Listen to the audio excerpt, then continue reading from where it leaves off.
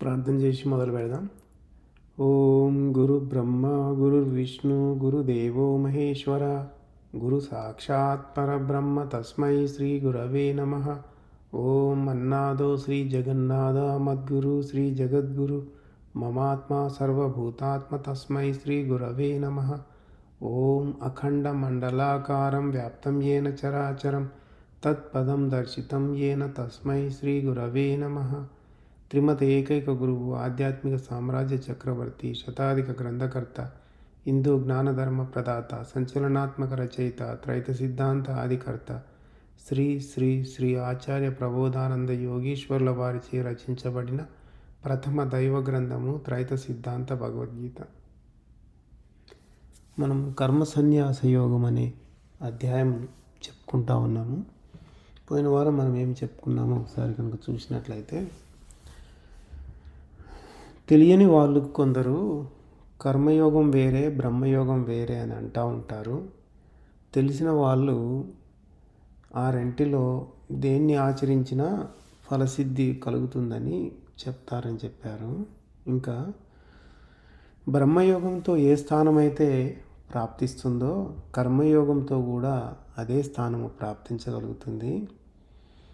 బ్రహ్మయోగము కర్మయోగం రెండూ సమానమైనవని తెలిసిన వాడే నిజమైన జ్ఞానదృష్టి కలవాడు అని చెప్పారు. ఇంకా యోగము లేనివాడు అంటే కర్మయోగం కానీ బ్రహ్మయోగం కానీ అది ఏమి చేయనివాడు, కర్మను సన్యసించనివాడు దుఃఖమునే పొందుచుండును. అంటే ఈ రెండు యోగాలు ఏ యోగము లేనివాడు దుఃఖాన్ని పొందుతాడు. యోగముతో కూడుకున్నవాడు మనస్సును అణిచినవాడు పరబ్రహ్మ పదవిని తొందరగా పొందుతాడు అని చెప్పాడు. ఇంకా కర్మ సన్యసించి రెండు యోగములు లేకపోతే దుఃఖమే పొందుతావు. కర్మయోగము బ్రహ్మయోగము పొందినవాడు శీఘ్రంగా మోక్షాన్ని పొంది పరమాత్మలోకి ఐక్యమవుతాడు. విశుద్ధాత్ముడై జితేంద్రియుడై సర్వజీవుల యొక్క ఆత్మను తన ఆత్మగా తలచు యోగికి కర్మలుండవు. ఇది బ్రహ్మయోగము గురించే చెప్పి ఉన్నారు. ఇంకా ఏం చెప్పున్నారంటే కర్మయోగం గురించి, ఆత్మజ్ఞానమును తెలుసుకున్న కర్మయోగి ఏ కార్యమునకు తాను కర్తను కాదని తలచి చూస్తూ వింటూ తాకుతూ వాసన చూస్తూ తింటూ నడుస్తూ నిద్రిస్తూ శ్వాస విడుచుచు తీసుకొనుచు పలుకుచు మలమూత్రములను విసర్జిస్తూ దేనినైనా గ్రహిస్తూ కనులు తెరచుచు మరియు కనులు మూయిచు తమ తమ కార్యములను ఇంద్రియాలే చేస్తున్నాయని తలచుచుండును. ఈ విధంగా తన శరీరమందు జరుగు పనులను బ్రహ్మార్పణమనర్చి అంటే లోపల ఉన్న శరీరాన్ని నడిపే దేవునికి సమర్పించి సంగమన్నది వర్జించినవాడు అంటే అహంకారంతో సంగమించకుండా ఉండినవాడు తామరాకుకు నీటి బొట్టు అంటనట్లే అఖిల పాపముల నుంచి అంటబడడు. అంటే అతనికి ఏ పాపము అంటుకోదు అని చెప్పున్నారు. ఇంకా శరీరము మనస్సు బుద్ధి ఇంద్రియముల చేత జరిగేడు పనులకు సంగమము లేకుండా ఆత్మశుద్ధియే ఆశయముగా కర్మఫలములందు కాంక్ష మానిన కర్మయోగి పనులు చేయుచున్నా కూడా శాంతి పొందుతాడు. కర్మయోగి కానివాడు కోరికల్ని మానుకోలేక బంధనాల్లో చిక్కుకుంటాడు అని చెప్పాడు. ఇంకా మనసు చే సన్యసించి కర్మకార్యములను తన నవద్వారపుర దేహమునకు విడిచిపెట్టి, అంటే మన దేహము నవద్వారములతో నిండి ఉంది. ఈ నవద్వారములతో కూడుకున్న ఈ దేహానికే సర్వకార్యాలు అప్పచెప్పమని చెప్తున్నాడు. కర్మకార్యాలు అంటే కర్మ ద్వారా జరిగే అన్ని కార్యాలను దేహానికే వదిలేయమంటున్నాడు. కార్యకర్త కాక అంటే నేను కర్తను అన్న భావం అనేది లేకుండా యోగి ఏం చేస్తాడంటే సుఖముగా నివసిస్తాడని చెప్తున్నాడు. భూమి మీద కర్మములను కానీ కార్యములను కానీ వాటి ఫలితములందు ఆశను కానీ ఆత్మ ఎవరికీ కలుగజేయదు. ప్రకృతి స్వభావం చేతనే అవి కలుగుచుండును అని తెలుపుతా ఉన్నారు. ఇంకా ఎవని పాపాన్ని కానీ ఎవని పుణ్యాన్ని కానీ ఆత్మ తొలగించదు. అజ్ఞానం వల్లనే జ్ఞానం అనేది కప్పబడి ఉంది. దాని చేత ధరణిలో జనులు భ్రమిస్తూ ఉన్నారు. జనులు ఏం చేస్తూ ఉన్నారంటే, కొందరు పగలంతా మనం ఎన్నెన్నో పాపాలు చేసి ఉంటాము, రాత్రికి దేవునికి పూజ చేస్తే మన పాపాలను తొలగిస్తాడు అని భ్రమల్లో ఉన్నారు. ఇలాంటి విధానాలు ఏర్పరచుకొని చాలామంది రకరకాల పూజలు, యాగాలు, యజ్ఞాలు ఇవన్నీ చేస్తూ పోతున్నారు. దాని ద్వారా దేవుడు వాళ్ళని పాపముల నుండి రక్షిస్తాడు అని అనుకుంటున్నారు. కానీ మనకి భగవంతుడు ఏం తెలియజేస్తా ఉన్నాడంటే, ఆత్మ ఎవరి పాపాన్ని కానీ పుణ్యాన్ని కానీ తొలగించదు. ఇదంతా అజ్ఞానం వల్లనే వీళ్ళు ఈ పనులు చేస్తూ ఉన్నారు. ఎందువల్లంటే అజ్ఞానం అనేది కప్పివేసి ఉంది. జనాలు కూడా అటువంటి భ్రమల్లోనే ఉన్నారు. అంటే దానివల్ల జనులు భ్రమల్లో మునిగి ఉన్నారు అని తెలియజేస్తూ ఉన్నాం. ఇక తర్వాత అది పోయిన వారం మనం చెప్పుకున్నాం కదా. 16వ శ్లోకం చూద్దాము.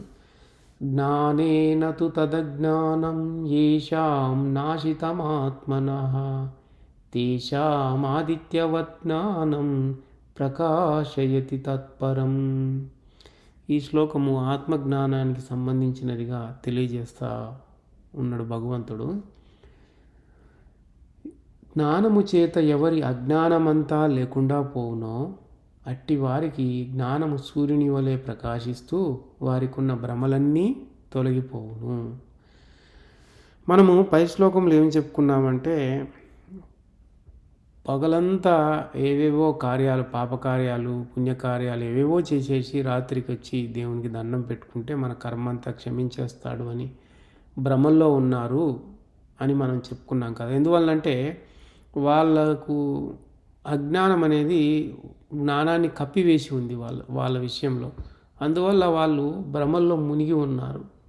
అదే అక్కడ శ్లోకంలో చెప్పింది. ఇక్కడ ఏమంటున్నారంటే, జ్ఞానం చేత ఎవరి అజ్ఞానమంతా లేకుండా పోవునో అంటే అజ్ఞానం అనేది ఏ విధంగా పోతుంది? ఎప్పుడైతే ఆత్మజ్ఞానం ప్రాప్తిస్తుందో మనకున్న అజ్ఞానం అంతా కూడా పొరలుగా ఉన్న అజ్ఞానము మొత్తం పోతూ ఉంటుంది అన్నట్టు.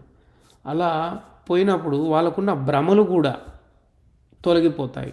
అంతకుముందు విచిత్రమైన భ్రమల్లో ఉన్నారు. అంటే అది ప్రాపంచిక విషయంగా ప్రకృతికి సంబంధించినటువంటి వాటి మీద ఇష్టాన్ని పెంచుకొని చేస్తున్నటువంటి పనులు, తర్వాత అదే గొప్పదన్న భ్రమల్లో ఉండిపోవడం అనేది ఉంది కదా, అవన్నీ కూడా తొలగిపోతాయి. ఆ విధంగా తొలగిపోయినప్పుడు ఏమవుతుందంటే స్వచ్ఛమైన జ్ఞానదృష్టి కలుగుతుంది. స్వచ్ఛమైన జ్ఞానదృష్టి కలగడం వలన వాళ్ళు ఏం అర్థం చేసుకుంటారు అంటే, మన పాపాలు పోవాలి, పాపపుణ్యాలైన కర్మ పోవాలి అంటే ఖచ్చితంగా మనము యోగమే పాటించాలి. ఆ యోగము ద్వారానే ఈ మన కర్మలన్నీ కూడా కాలిపోతాయి అని అర్థమైపోతుంది అన్నట్టు. అప్పుడు ఏమవుతుంది? యోగాన్ని ఆచరించడానికి మొదలు పెడతారన్నట్టు. అందుకే జ్ఞానము సూర్యుని వలె ప్రకాశిస్తుంది అని చెప్తున్నారు. ఎప్పుడైతే ఆత్మజ్ఞానం అనేది లభిస్తుందో అజ్ఞానం పోయి వాళ్ళకున్న జ్ఞానము ఎలా ఉంటుంది అంటే సూర్యుని వలె ప్రకాశించే విధంగా ఉంటుంది. వాళ్ళకు ఉన్నటువంటి భ్రమలన్నీ కూడా తొలగిపోతాయి అని చెప్తున్నారు.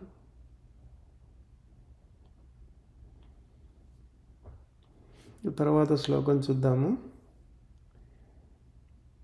తద్బుద్ధయస్తదాత్మానః తన్నిష్టాస్తత్పరాయణాః గచ్చన్త్య పునరావృత్తిం జ్ఞాననిర్ధూతకల్మషాః. ఈ శ్లోకము బ్రహ్మయోగము గురించి తెలియజేస్తూ ఉన్నారు. అందుచేతనే ఏమంటున్నారంటే, ఆత్మయందు ధ్యాస కలిగి మనోబుద్ధి నిష్టలన్నీయు ఆత్మయందే నిలిపి యోగమాచరించువారు జ్ఞానాగ్ని చేత కల్మషములన్నీయు కాల్చివేయబడిన వాడై జన్మలు లేని మోక్షము పొందును అంటున్నారు. ఎప్పుడైతే బ్రహ్మయోగము పొందుతామో, బ్రహ్మయోగములు ఏమవుతుందంటే మనస్సు, బుద్ధి ఇవన్నీ కూడా ఆత్మధ్యాస మీదకి వచ్చేస్తాయి, ఆత్మ మీదకే వస్తాయి అన్నట్టు. అంటే అప్పటి వరకు బుద్ధి ప్రపంచ విషయాల్లో మునిగి ఉన్నది కాస్త ఆత్మ వైపుకు మరలుతుంది అన్నట్టు. అప్పుడు ఏమవుతుందంటే జీవునికి ఆత్మయందే ధ్యాస అనేది కలుగుతుంది. ఆ విధంగా యోగము ఎప్పుడైతే లభిస్తుందో ఆ యోగ సమయంలో జ్ఞానాగ్ని అనేది వస్తుంది, వెలువడుతుంది. ఆ జ్ఞానాగ్ని వలన కర్మ కల్మషాలన్నీ కూడా కాలిపోతాయి. కాలిపోయినప్పుడు జన్మం లేని మోక్షం అనేది లభిస్తుంది అని తెలియజేస్తూ ఉన్నారు. అంటే జన్మలు లేని మోక్షం అంటే మళ్ళీ తిరిగి పుట్టే అవసరం అనేది ఉండదు అన్నట్టు. అలాంటి ఆ విధంగా యోగం ఆచరించేటప్పుడు అతనికి ఆత్మప్రాప్తి కలుగుతుంది, అక్షయ సుఖాన్ని కూడా పొందుతాడు. దాన్నే ఆత్మానందం కూడా ఆ, లభిస్తుంది. ఆ అనుభూతి ఎలా ఉంటుంది అనేది మనకి తర్వాత శ్లోకంలో ఏం చెప్తా ఉన్నారంటే, విద్యా వినయ సంపన్నే బ్రాహ్మణే గవిహస్తిని శునిచైవ స్వపాకే చ పండితా సమదర్శినః. ఇక్కడ ఇది బ్రహ్మయోగంలో ఉన్నటువంటి జీవుడు పొందేటువంటి అనుభవ విషయంగా తెలియజేస్తూ ఉన్నారు. అంచేత ఈ శ్లోకం కూడా బ్రహ్మయోగానికి సంబంధించింది. విద్యయు వినయము కలుగు విప్రులందును, గోవులందును, ఏనుగులందును, కుక్కలందును, కుక్కలను తిను చండాలుని అందును పండితుల దృష్టి సమముగా ఉండును అని ఇక్కడ తెలియజేస్తూ ఉన్నారు.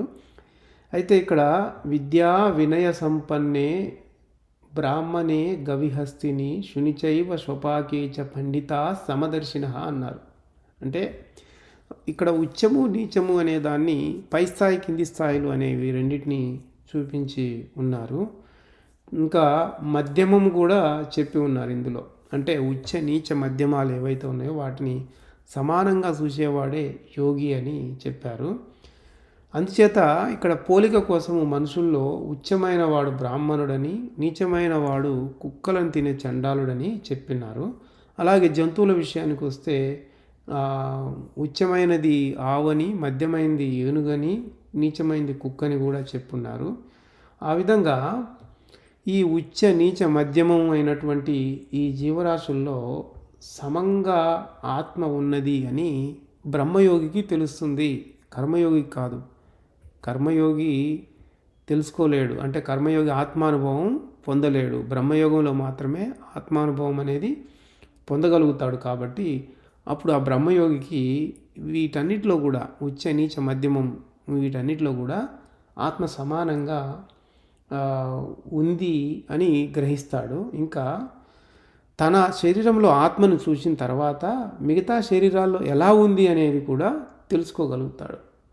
ఇంకా తన శరీరంలో ఎట్లా ఉందో, ఎక్కడుందో, ఎంత ఉందో, ఏం చేస్తుందో తెలిసినవాడు మిగతా అన్ని ఉచ్చ నీచ మధ్యమ శరీరాలు ఉన్నాయి కదా, వాటిల్లో కూడా అట్లే ఉన్నదని తలచి తన శరీరంలో ఎక్కడుందో అక్కడే ఉందని, ఎంత ఉందో తన శరీరంలో అంతే ఉందని అక్కడ కూడా తన యందు ఏం చేస్తుందో అదే పని దాంట్లో కూడా చేస్తూ సమానంగా ఉన్నది అని తెలుసుకోగలరు.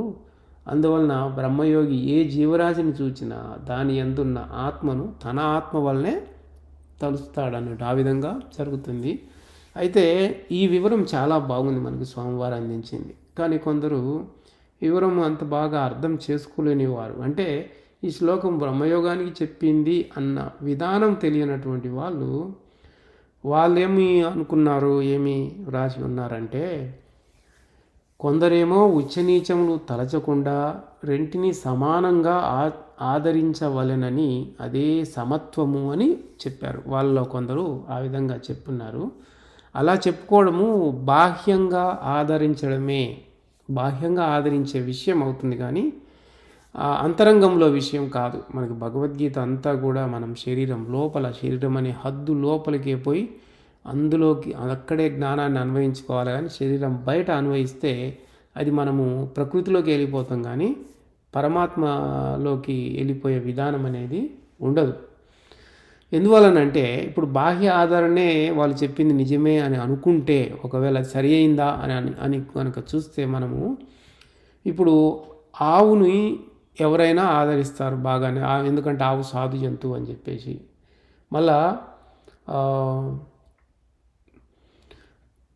కుక్కను కూడా ఆదరిస్తాం, ఎందుకంటే అది కుక్క పెంపుడు జంతువు కాబట్టి. ఇంకా వానపాముని, అది సరే అంతవరకు బాగుంది. ఇప్పుడు వానపాము ఉంది, వానపాముని పట్టుకోవచ్చు, జేబులో వేసుకోవచ్చు. అదే నాగుపాముని ఆ విధంగా చేయగలమా? చేయలేము. అంటే నాగుపాముని చూస్తేనే భయపడి దూరంగా పారిపోతాము. మరి రెండిట్లోనూ ఆత్మే కదా ఉంది. మరి వాళ్ళు బాహ్య ఆదరణ ప్రకారం రెండింటిని సమంగా చూడాలంటే కుదురుతుందా?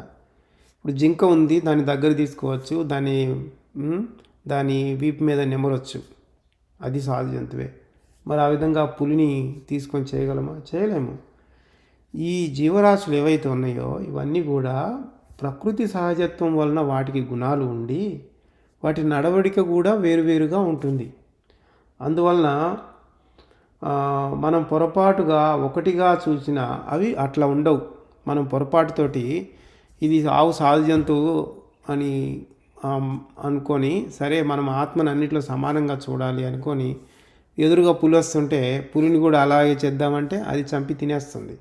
కాబట్టి వాటి గుణాల ప్రకారం అవి నడవడిక వాటికి ఉంది. కాబట్టి వాటిని మనం బాహ్య ఆదరణగా సమంగా చూడలేము, బాహ్యంగా ఆదరించలేము, సమంగా చూడలేము మనం.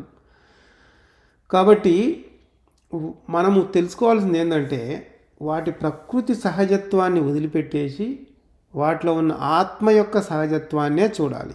ఆత్మ సహజత్వాన్ని చూస్తే అంతా సమంగా ఉంటుంది.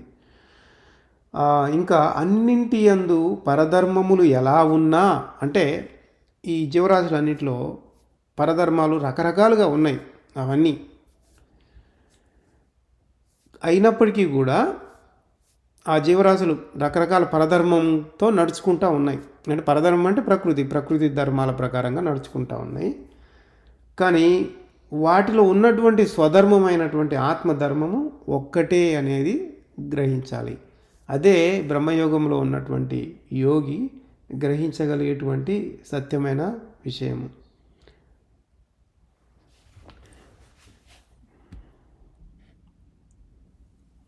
ఇక్కడ ఏమన్నా డౌట్ ఉంటే అడగచ్చు, లేదంటే తర్వాత శ్లోకం చూద్దాము.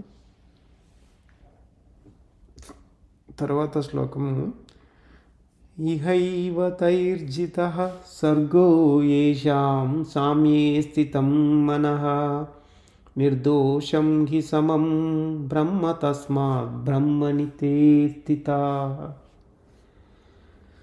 ఇది కూడా బ్రహ్మయోగం గురించే తెలియజేస్తా ఉన్నాడు. ఎవని మనస్సు సర్వజీవరాశులందు సమత్వమును గ్రహించునో అతడు ఇహమందే సంసార సముద్రమును దాటిన వాడగుచున్నాడు. నిర్దోషమైన అందరి యందు సమముగా గల ఆత్మను తలంచుట వలన వాడు ఆత్మను పొందును. ఇంకా చాలా మంచి వివరంగా ఈ శ్లోకంలో తెలియజేస్తూ ఉన్నాడు. ఇప్పుడు బ్రహ్మయోగము పొందినప్పుడు, అప్పటి వరకు బ్రహ్మయోగం పొందనంత వరకు మనస్సు బాహ్య ప్రాపంచిక విషయాలను తీసుకొచ్చి చూపించేది కాస్త బ్రహ్మయోగంలో మనస్సు నిలబడిపోయినప్పుడు అది ఆత్మ వైపుకు తిరిగి ఆత్మ యొక్క విషయాన్ని గ్రహిస్తూ ఉంటుంది. అందుచేత ఎవని మనస్సు సర్వజీవరాశులందు సమత్వమును గ్రహించునో, అంటే ఆ సర్వజీవరాశుల్లో ఆత్మ ఎలా ఉందో అలాగే నాలో కూడా ఆత్మ అలాగే ఉందని గ్రహింపుకు వస్తుంది ఆ యోగికి. అదే అక్కడ చెప్తున్నాడు. అతడు ఇహమందే సంసార సముద్రమును దాటిన వాడవుతున్నాడు. ఇప్పుడు సంసారం, సాగరం, దుఃఖం అని అన్నారు. ఇహమందే అంటే ఇక ఇప్పటికిప్పుడే మొత్తమంతా దాటిపోయిన వాడు అన్న అర్థము కాదు ఇక్కడ చెప్పుకోవాల్సింది. యోగము పొందడం అనేది ఒక శాంపుల్ లాంటిది, అంటే అసలైన మోక్షానికి ఒక నమూనా లాంటిదే, కానీ శాశ్వతమైన పరమపదము కాదు. శాశ్వతమైన పరమపదము ఎప్పుడు వస్తుందంటే ఎప్పుడైతే సంపూర్ణంగా కర్మంతా కాలిపోతుందో అప్పుడు శాశ్వతమైన మోక్షం అనేది వస్తుంది. దానికి ముందు బ్రహ్మయోగం పొందినప్పుడు అక్షయ సుఖము, ఆత్మానందం అనేది లభిస్తుంది. ఆ ఆత్మానందం పొందినప్పుడు సర్వజీవరాశుల్లో ఉన్న ఆత్మ, తనలో ఉన్న ఆత్మ ఒకే విధానంతో ఉంది అని తెలియబడుతున్నారు. అందుకే నిర్దోషమైన అందరియందు సమముగా గల ఆత్మ, అంటే ఆత్మకు ఏ దోషము లేదు, దోషరహితమైనటువంటిది ఆత్మ. ఆత్మకు ఏ కల్మషాలు అంటవు. ఆత్మ నిర్వికారములు కలవాడు, వికారాలు ఏమాత్రము లేనివాడు ఆత్మ. కాబట్టి ఆ విధంగా ఆత్మను పొందినవాడు తెలుసుకోగలుగుతాడు, ఆత్మానందాన్ని పొందగలుగుతాడు. ఎన్నో జన్మలుగా ఆ విధంగా ఆత్మవైపుగా ప్రయాణిస్తూ ఆత్మ బ్రహ్మయోగం చేస్తూ ఉంటే కర్మ కాలిపోతూ ఉంటుంది. చివరకు కర్మ ఏమాత్రము లేకుండా పోయినప్పుడు అప్పుడు ఏమైపోతుంది, బ్రహ్మయోగి మోక్షాన్ని పొందుతాడు. కొందరు ఏమనుకుంటారంటే మరణించకనే శరీరంలో జీవుడు ఉన్నట్లే మోక్షాన్ని పొందగలమేమో అని అనుకుంటారు. అలా మోక్షం పొందడం అనేది కాని పని. ఇక్కడ ఏంటంటే యోగ సమయంలో మట్టుకే ఏమవుతుందంటే బయట ప్రపంచ సంబంధాలన్నీ కూడా దాటిపోవడం అనేది ఉంటుంది. ఎందుకంటే త్రైగుణ్య విషయ వేదాన్ని త్రైగుణ్యో భవార్జున అని అన్నాడు కదా. 3 గుణ విషయాల్లో చిక్కుకున్నటువంటి జీవుడు ఈ 3 గుణ విషయాలతోటి కూడుకున్నదే సంసారం అని చెప్పబడేది. దీన్ని దాటిపోయి యోగ భాగంలోకి వెళ్ళిపోతాడు, అంటే ఆత్మ భాగంలోకి వెళ్ళిపోతున్నాడు. కాబట్టి ఆత్మానందాన్ని పొందుతాడు అన్నట్టు. కాబట్టి ఆ సమయంలో జగతిలో కర్మను జయించినట్లే అవుతున్నాడు. అంటే చావు పుట్టుకలు కలిగిన ఈ దేహంలో ఉన్నటువంటి కర్మను జయించి కొంతసేపు యోగంలో ఉన్నంతసేపు ఆత్మానందాన్ని పొందుతున్నాడు.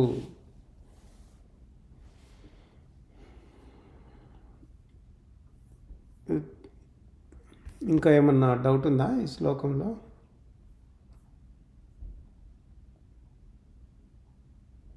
ఇంకా చెప్పుకుంటే ఆత్మను మనకి జీవాత్మ, ఆత్మ, పరమాత్మ 3 ఆత్మలు ఉంటే 3 ఆత్మల్లో బ్రహ్మయోగంలో ఆత్మను పొందడం ఉంటుంది. కాబట్టి అది పూర్తి మోక్షము కాదు.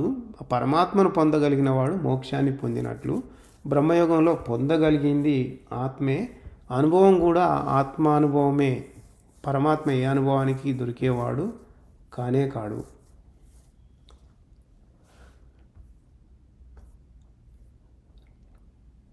తర్వాత శ్లోకం చూద్దాము.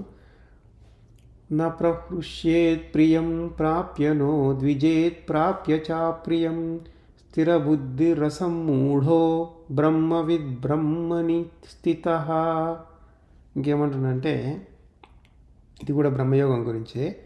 బ్రహ్మవిదుడు తన అజ్ఞానమంతయు వదిలి బుద్ధిని ఆత్మయందే నిలుపును. వాని కింద సంప్రీతి కలిగినను సంతోషపడడు, అట్లే ఇష్టము లేనిది కలిగిన బాధపడడు. ఇక్కడ బ్రహ్మవిదుడు అంటే బ్రహ్మను తెలిసినవాడు. బ్రహ్మ అంటే దేహమందు ఉన్నటువంటి ఆత్మ, అంటే ఆత్మను తెలిసినటువంటి వాడు అని మనం చెప్పుకోవాలా. ఆత్మజ్ఞానం ఎప్పుడైతే సిద్ధిస్తుందో అప్పుడు తనలో ఉన్న అజ్ఞానం అంతా పటాపంచలైపోతుందని కూడా మనము చెప్పుకున్నాము. ఎప్పుడైతే అతను యోగం ఆచరిస్తాడో, బ్రహ్మయోగాన్ని పొందుతాడో, బ్రహ్మయోగం పొందినప్పుడు అతని బుద్ధి ఆత్మవైపుగా నిలబడిపోతుంది. అందుకే దాన్ని స్థితప్రజ్ఞత అని కూడా మనం చెప్పుకుంటాం. అలాంటి వానికి మంచి ప్రీతి కలిగింది అయినా కూడా దాంతో సంతోషపడ్డు, అలాగే ఇష్టం లేనిది కలిగినా కూడా బాధపడ్డు అని ఇక్కడ చెప్తున్నాడు. అయితే ఈ బ్రహ్మయోగం పొందినప్పుడు మనస్సు బయట విషయాలను గ్రహించకుండా ఆత్మవైపు తిరుగుతుంది అని చెప్పుకున్నాము. ఈ మనస్సు అప్పటి వరకు బయట విషయాల్లో ఎడతెరిపి లేకుండా ఉన్నది కాస్త ఆత్మ విషయాలను గ్రహిస్తూ బుద్ధి కూడా ఆత్మవైపు నిలబడిపోయి యోచిస్తూ ఉంటుంది, ఏ సమాచారం వస్తుందా ఆత్మవైపుకి అని. అప్పుడు మనస్సు ఆత్మ దగ్గర నుండి సమాచారాన్ని బుద్ధికి అందజేస్తూ ఉంటే ఆ మనస్సు యొక్క దృష్టి అంతా కూడా ఆత్మవైపే కేంద్రీకరించి ఉండటం వల్ల అదంతా జరుగుతూ ఉంటుంది. ఆ విధంగా జీవునికి ఆ బుద్ధి అందజేస్తూ ఉంటుంది. అది బ్రహ్మయోగంలో జరుగుతుంది. జీవుడు తిన్నగా ఆత్మ నుంచే విషయాన్ని గ్రహించకుండా ఆత్మ విషయాన్ని ఆత్మ మనసుకు అందజేస్తే, మనసు బుద్ధికి అందజేస్తే బుద్ధి ద్వారా జీవునికి తెలియబడుతూ ఉంటుంది.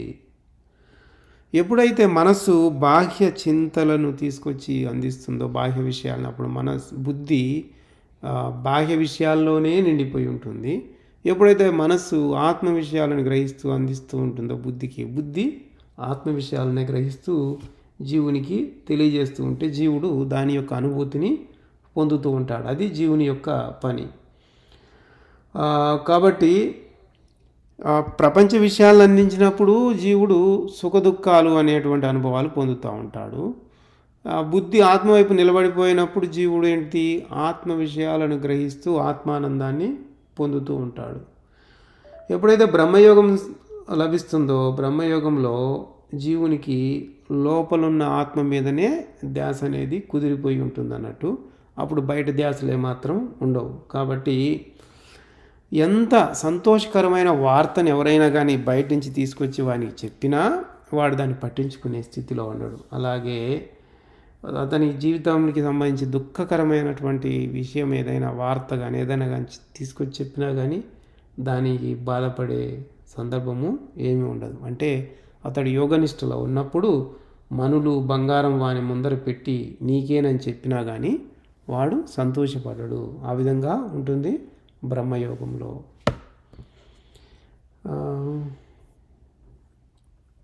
ఇందులో ఏమన్నా డౌట్ ఉందా?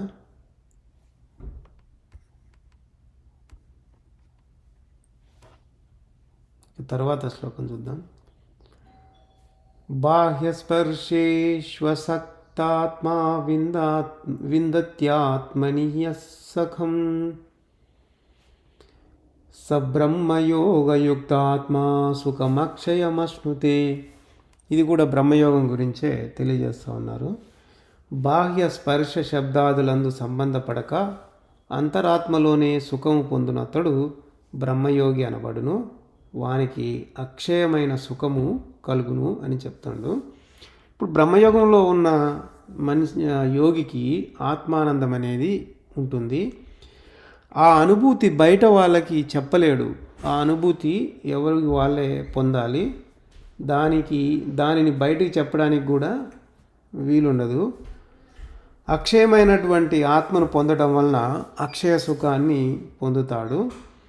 ఇంకా తన శరీరంలో ఉన్నది ఒకటే ఆత్మని, ఇంకా యోగి అనుభవించేది ఒకే సుఖము, ఎప్పుడు యోగం ఆచరించిన అదే సుఖాన్ని పొందుతూ ఉంటాడు. అందులో ఏ తేడాలు ఉండవన్నట్టు. ఇంకా ఎవరైనా కానీ ఏమనుకోవచ్చు అంటే ఈ అక్షయ సుఖము ఎడతెరిపి లేకుండా ఉంటుందా అనుకోవచ్చు. ఎల్లవేళ్ళ జీవితాంతము అలా ఎడతెరిపి లేకుండా ఉండదు. ఎంతసేపు యోగంలో ఉంటాడో, అంటే 10 నిమిషాలు యోగంలో ఉంటే 10 నిమిషాలే అక్షయ సుఖం ఉంటుంది. అంతేగాని యోగం లేని సమయంలో బాహ్య ప్రపంచంలో అక్షయ సుఖం ఉంటుందా అతనికి అంటే అతనికి అలా ఏమీ ఉండదు. తర్వాత శ్లోకం చూద్దాము. ఏ హి సంస్పర్శజా భోగా దుఃఖయోనయ ఏవతే ఆద్యంతవంతః కౌంతేయ నతేషు రమతే బుధః. ఇది కూడా బ్రహ్మయోగం గురించి ఏమంటున్నారంటే బాహ్య ఇంద్రియములు ఉన్నవి కదా, వాటి నుంచి పుట్టే సుఖాలు దుఃఖానికి హేతువులు, కారణమవుతున్నాయి. అవి వచ్చుచూ పోవుచూ ఉండును. అంటే ఈ సుఖదుఖాలు అనేవి కూడా శీతోష్ణ సుఖదుఖ ఆగమాపాయను అని మనకి సాంఖ్యయోగంలో కూడా చెప్తున్నారు. ఈ శీతోష్ణ సుఖదుఖాలు వచ్చిపోతూ ఉంటాయని. వాటిని జ్ఞానులు లెక్క చేయరు. ఒక్కసారి జ్ఞానం తెలిసిన తర్వాత వాళ్ళు అసలు లక్ష్య పెట్టరు, మరియు వాటి వలన సంతోషపడరు. అంటే వాటి ద్వారా వచ్చే సంతోషానికి ఉబ్బి తబ్బిబ్బు గారు, వాటి ద్వారా వచ్చే దుఃఖానికి కూడా కృంగిపోవడం అనేది జరగదు అని అంటున్నారు. ఇది బ్రహ్మయోగులకు సంబంధించి చెప్పినటువంటిది. ఇంకా తర్వాత శ్లోకం చూస్తే శక్నోతి హైవ యస్సోఢుం ప్రాక్చరీర విమోక్షనాత్ కామక్రోధోద్భవం వేగం సయుక్త సుఖీ నరః. ఇంకేమంటుండంటే శరీరాన్ని విడువక మునిపే కామక్రోధములు వాటి వేగమును లేకుండా చేసి శాంతము దాల్చి సమర్థుడెవడో వాడే బ్రహ్మయోగయుక్తుడు, వాడే ఆత్మసుఖాన్ని పొందువాడు. అంటే మరణించక ముందే, శరీరాన్ని విడవక ముందే అంటే మరణించక ముందే మనలో ఉన్నటువంటి గుణాలు ఏవైతే ఉన్నాయో, కామ క్రోధాది గుణాలు ఏవైతే ఉన్నాయో వాటి యొక్క వేగాన్ని నియంత్రణలోకి తెచ్చుకొని శాంతిని పొందగలిగినట్లయితే అట్లివాడు బ్రహ్మయోగం చేయడానికి యుక్తుడవుతాడు. వాడే బ్రహ్మయోగం చేయడానికి యోగ్యతను సంపాదిస్తాడు. అట్టివాడు బ్రహ్మయోగాన్ని పొందిన తర్వాత ఆత్మసుఖాన్ని పొందుతాడు. బ్రహ్మయోగం ద్వారా ఆత్మసుఖాన్ని పొందుతాడు అని తెలియజేస్తున్నాడు. తర్వాత శ్లోకం చూద్దాము. యో అంతసుఖో అంతరారామ తథా అంతర్జ్యోతిరేవ యః సయోగి బ్రహ్మ నిర్వాణం బ్రహ్మభూతో యది గచ్చతి. ఇంకా ఏమంటుండంటే ఈ బ్రహ్మయోగం గురించే, ఎవడు అంతరమున సుఖము పొందుచున్నాడో, అంతరమున సుఖం పొందడం అంటే బ్రహ్మయోగంలోనే సాధ్యమవుతుంది. అంతరమున ఆత్మారాధన చేయుచున్నాడు అంటే ఆత్మను గురించి ఆరాధన ఇక్కడ అంటే ధనమును గురించి ఆరా తీయడం. ధనము అంటే జ్ఞానధనము, అంటే ఆత్మ యొక్క జ్ఞానమును గురించి ఆరా తీస్తున్నాడు. అరయడం అంటే తెలుసుకోవడం, తెలుసుకుంటూ ఉన్నాడో, ఆరా తీస్తూ ఉన్నాడో. ఎవని లోపల జ్ఞానాగ్ని జ్యోతి వలె వెలుగుచున్నదో, ఎవరైతే బ్రహ్మయోగం చేస్తారో బ్రహ్మయోగంలో జ్ఞానాగ్ని ఉత్పన్నమవుతుంది. ఆ వెలుగు, ఆ జ్ఞానాగ్ని కర్మలను కాల్చివేస్తుంది.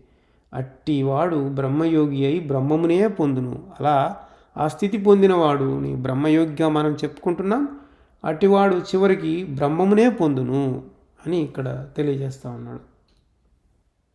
తర్వాత శ్లోకం చూద్దాము.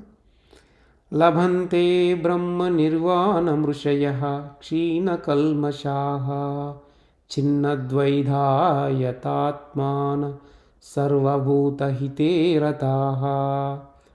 ఇది కూడా బ్రహ్మయోగం గురించే. సర్వభూత హితము సల్పుచున్నవాడై, పాపము క్షీణింప చేసుకున్నవాడై, సంశయం లేకుండా చేసుకున్నవాడై ఎవడు ఉన్నాడో వాడు బ్రహ్మయోగి అయి ఆత్మస్థానమును పొందుచున్నాడు. తర్వాత శ్లోకము చూద్దాము. కామ క్రోధ వియుక్తానాం యతీనాం యతచేతసాం అభితో బ్రహ్మ నిర్వాణం వర్తతే విదితాత్మనాం. కామమును క్రోధమును వీడగలుగువాడు, జ్ఞానముచే ఇంద్రియములను నిగ్రహించినవాడు, భూమి మీదనే ఆత్మస్థానం పొంది ఉన్నవాడు. అంటే మనలో గుణాలను వదిలిపెట్టేసినవాడు. అంటే త్రైగుణ్య విషయ వేద నిస్త్రైగుణ్య భవార్జున అన్నాడు కదా. ఇంకా తను బ్రహ్మయోగం ఎలా చేయాలో తెలుసుకోగలిగిన వాడు ఇంద్రియాలను నిగ్రహించగలుగుతాడు. అంటే ఇంద్రియాల యొక్క పని అంతను ఆపేసి వాటిని నిలుపుదల చేసి ఆత్మస్థానాన్ని, భూమి మీద ఉన్నప్పుడే ఆత్మస్థానాన్ని పొంది ఆత్మానందాన్ని పొందుతాడు అని ఇక్కడ తెలియజేస్తూ ఉన్నాడు.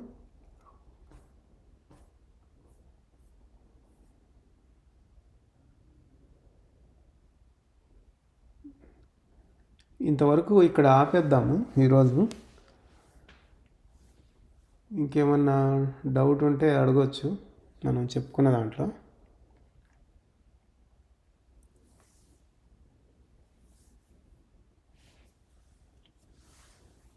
లేదంటే మంగళం పాడి ముగిద్దాము ఇక.